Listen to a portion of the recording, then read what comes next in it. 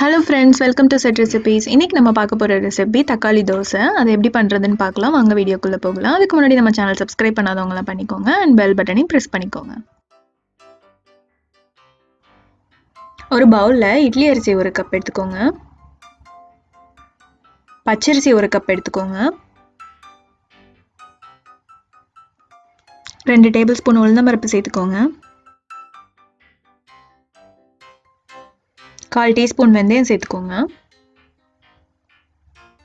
இதை ஒரு 2 மணி நேரம் ஊற வச்சுக்கோங்க. ஊற வச்ச அரிசியை நல்லா அரைச்சி எடுத்துக்கோங்க. ஒரு 8 மணி நேரம் மாவை நல்லா புளிக்க வச்சு எடுத்துக்கோங்க.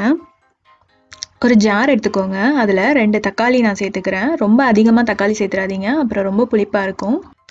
2 மிளகாய் வத்தல் சேர்த்துக்கிறேன். ஒரு தொண்டு இஞ்சி சேர்த்துக்கோங்க. எல்லாத்தையும் சேர்த்துட்டு நல்லா அரைச்சி எடுத்துக்கோங்க. இப்போ நம்ம அரைச்ச டொமேட்டோ பேஸ்ட்டை தோசை மாவில் சேர்த்துக்கலாம். அதை நல்லா மிக்ஸ் பண்ணி விட்டுக்கோங்க.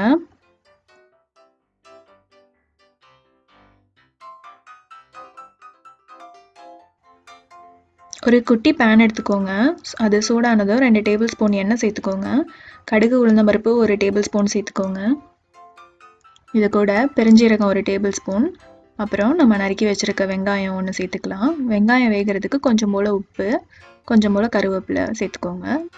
ரொம்ப அதிகமாக உப்பு சேர்த்துறாதீங்க. ஆல்ரெடி தோசை மாவில் நான் உப்பு சேர்த்துருக்கேன், அதனால் கொஞ்சம் போல் சேர்த்து வதக்கி எடுத்துக்கோங்க. இதில் 1/4 டேபிள் ஸ்பூன் பெருங்காயத்தூள் சேர்த்துட்டு ஒரு நிமிஷம் நல்லா எல்லாத்தையும் சேர்த்து வதக்கிக்கோங்க. இப்போ நம்ம வதக்கின வெங்காயத்தை தோசை மாவில் சேர்த்துக்கலாம்.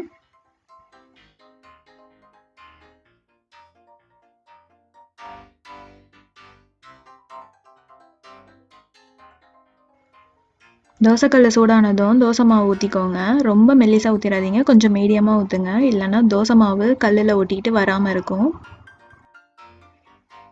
எண்ணெய் 1 டேபிள் ஸ்பூன் ஊற்றிக்கோங்க.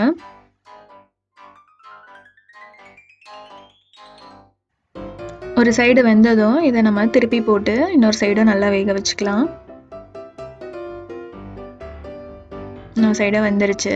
இப்போ நம்ம இதை எடுத்துடலாம். அவ்வளோதான், நம்ம தக்காளி தோசை ரெடி ஆயிடுச்சு. இந்த தோசைக்கு தேங்காய் சட்னி கூட வச்சு சாப்பிடுங்க, ரொம்ப நல்லாயிருக்கும். இந்த வீடியோ உங்களுக்கு பிடிச்சிருந்தா லைக் பண்ணுங்கள், ஷேர் பண்ணுங்கள், சப்ஸ்கிரைப் பண்ணுங்கள். தேங்க்யூ.